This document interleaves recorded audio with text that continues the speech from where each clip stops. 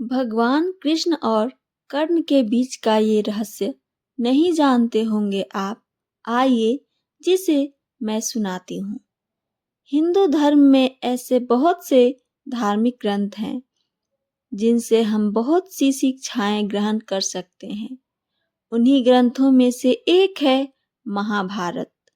यह एक ऐसा धार्मिक ग्रंथ है जिसमें छल, ईर्ष्या, विश्वासघात और बदले की भावना का बाहुल्य है। लेकिन इसी में प्रेम, प्यार, अकेलापन और बलिदान भी है। वैसे तो महाभारत का हर एक पात्र मुख्य रहा है, लेकिन आज हम बात करेंगे कर्ण और कृष्ण के संबंधों के लेकर कुछ महत्वपूर्ण बातें। तो आइए जानते हैं इसके बारे में वह तथ्य को। कुंती पुत्र कर्ण एक महान योद्धा था जो कौरवों की ओर से लड़ा था। कुंती श्री कृष्ण के पिता वसुदेव की बहन और भगवान कृष्ण की बुआ थी। कुंती का पुत्र होने के कारण कर्ण भगवान श्री कृष्ण का भाई था। कृष्ण के कारण ही कर्ण को अपने कवच और कुंडल इंद्र को दान देने पड़े थे।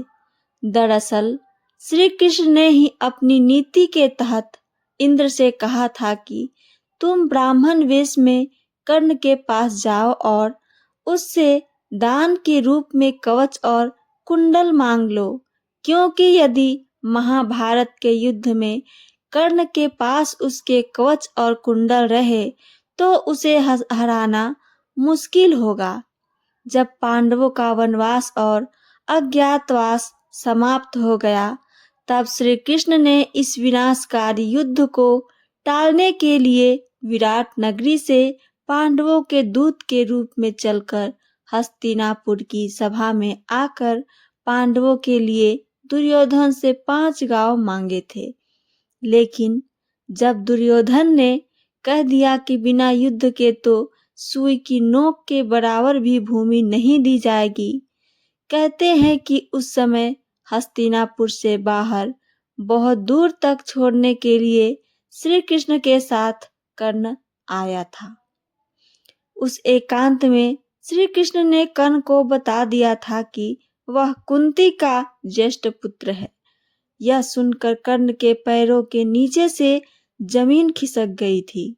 उसने कहा, हे मधुसूदन, मेरे और आपके बीच में जो ये गुप्त मंत्रणा हुई है, इसे आप मेरे और अपने बीच ही रखें, क्योंकि यदि जितेंद्रिय धर्मात्मा राजा युधिष्ठिर यदि यह जान लेंगे कि मैं कुंती का पुत्र हूँ, तो वे राज्य ग्रहण नहीं करेंगे।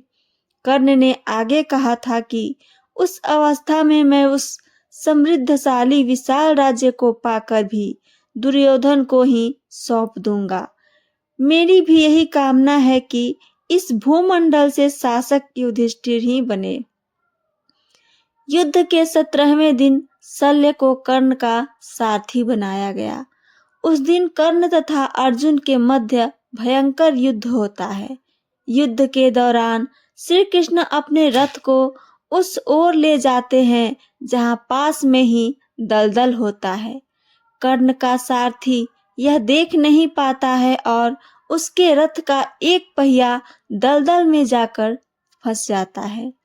रथ के फंसे हुए पहिए को कर्ण निकालने का प्रयास करते हैं। इसी मौके का लाभ उठाने के लिए श्री कृष्ण अर्जुन से तीर चलाने को कहते हैं। बड़े ही बेमन से अर्जुन असहाय अवस्था में कर्ण का वध कर देता है। कहते हैं कि कर्ण जब अंतिम सांसें ले रहे थे, तब भगवान श्री कृष्ण उनकी एक अंतिम परीक्षा ली। वे उसके पास पहुंचे और कहा कि तुम एक दानवीर हो, क्या मुझे कुछ दान दोगे? कर्ण के पास उस वक्त कुछ नहीं था। उसे ध्यान आया कि उसका एक दांत सोने का है, तो उसने उस हालत में भी एक पत्थर से अपनी दांत तोड़कर कृष्ण को दान स्वरूप भेंट कर दिया। कर्ण के भाव को देखकर भगवान कृष्ण बहुत ही प्रसन्न हुए और उन्होंने कर्ण से कोई भी 3 वरदान मांगने के लिए कहा। अपने पहले वरदान में कर्ण ने कहा कि कृष्ण जब अगला जन्म ले तो सूत लोगों के उद्धार का कार्य करें। दूसरा वरदान ये मांगा कि कृष्ण अगले जन्म में वही पैदा हो जहां कर्ण हो। इसके बाद तीसरा वरदान कर्ण ने ये मांगा कि उनका अंतिम संस्कार ऐसी जगह किया जाए जहां कोई पाप न हुआ हो। इसी वजह से कृष्ण ने कर्ण का अंतिम संस्कार अपने हाथों के ऊपर किया था। इन सब का क्या निष्कर्ष निकलता है, आइए आगे और सुनते हैं। महाभारत में कर्ण और कृष्ण का संबंध केवल युद्ध तक सीमित नहीं था, बल्कि इसमें गहरी आध्यात्मिक और नैतिक सीखें छिपी थी। कर्ण जो जन्म से पांडव थे, लेकिन जीवन भर सूत पुत्र कहलाए। उन्होंने धर्म और मित्रता के लिए अपना सर्वस्व न्यौछावर कर दिया। श्री कृष्ण ने उनके महान व्यक्तित्व को पहचाना और उनकी परीक्षा भी ली। कर्ण का जीवन हमें सिखाता है कि सच्चा दानवीर वही होता है जो विपरीत परिस्थितियों में भी अपने मूल्य से समझौता नहीं करता है। वहीं श्री कृष्ण का चरित्र यह दर्शाता है कि धर्म की स्थापना के लिए कभी कभी नीतियों का सहारा लेना आवश्यक होता है। अंततः कर्ण की महानता और श्री कृष्ण की दिव्यता हमें यह समझाने का अवसर देती है कि जीवन में कर्म, निष्ठा, त्याग और धर्म का क्या महत्व होता है। तो ये थी मेरी आज की महाभारत से जुड़ी हुई जानकारी।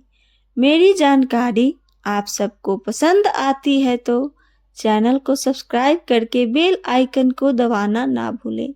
साथ साथ अपना कमेंट करके हमें ज़रूर बताइए, हमें अच्छा लगता है। सुनने के लिए धन्यवाद दोस्तों। जय श्री कृष्ण, राधे राधे, हर हर महादेव।